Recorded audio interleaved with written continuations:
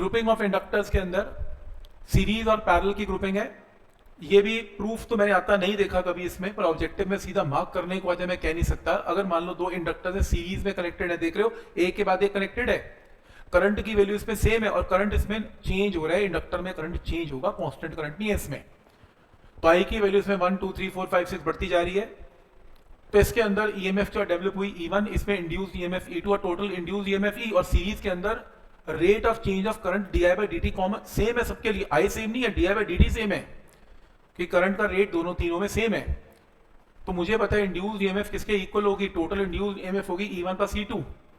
First inductor में induced EMF क्या होगी, minus L1 D I by d T, और सेकंड में minus L2 D I by d T. और अगर मैं दो की जगह एक इंडक्टर लगाऊं तो उसके अंदर क्या होगी, L equal D I by d t, D I by d t, D I by d t, D I by d T series में सेम रहेगा, क्योंकि करंट की वैल्यू सीरीज में सेम रहती है, तो rate of change of current भी same है, कट जाएगा, तो आपके पास आंसर आएगा L1 प्लस L2। आप सीधा हाईलाइट कर लो। अगर मान लो दो इंडक्टर सीरीज में आज के बाद, तो आपने दो की जगह एक इंडक्टर लगाना है, तो फॉर्मूला क्या यूज करेंगे, L1 प्लस L2। ये तब है जब आपने दोनों की म्यूचुअल इंडक्शन को नहीं लिया, वैसे पेपर में आती नहीं है L1 L2 M का तो क्वेश्चन आता ही नहीं है कभी भी, पर अगर चलो एक मिनट म्यूचुअल इंडक्शन भी लेनी है तो आपका सीरीज के अंदर फॉर्मूला बनेगा L1 L2 प्लस 2M। मैंने मतलब कभी दिखा नहीं आता हूँ, जस्ट दिखा दिया, अगर ऑब्जेक्टिव में सीधा मार्क करने को है तो ठीक है। अब इंपॉर्टेंट ये है, इसके अंदर देखो करंट राइट जा रहा है, घूम के इसमें भी राइट जा रहा है, तो मैग्नेटिक फील्ड राइट है, मैग्नेटिक फील्ड राइट है। लेकिन अगर आपकी फिगर ऐसी है जिसमें आपके पास ये करंट जा रहा है और देखो यहाँ राइट जा रहा है और यहाँ लेफ्ट हो गया, है ये सीरीज में, है ये सीरीज में, इधर राइट जा रहा है और इधर लेफ्ट हो गया, अब उस केस में क्या होगा, L का फॉर्मूला तो इसमें भी सेम रहेगा, लेकिन जिस क्वेश्चन में M को भी कंसीडर करना पड़ेगा उसमें ये -2M करना पड़ेगा, क्योंकि मैग्नेटिक फील्ड इसमें राइट है और इसमें लेफ्ट है, आएगा नहीं वैसे फॉर्मूला M के साथ।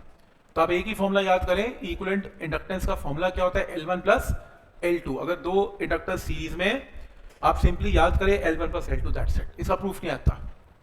अगर पैरेलल में है, I की वैल्यू I की वैल्यू स्प्लिट होगी, I1 एंड I2, कुछ ऊपर चलेगी कुछ नीचे चलेगी, तो टोटल करंट क्या होगा, I क्या होगा, I1 plus I2।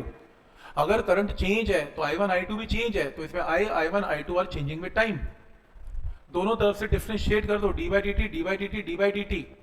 Induced EMF का फॉर्मूला क्या होता है, minus L d I by d t, cross multiply करके d I by d t क्या आ गया, माइनस E बाई L।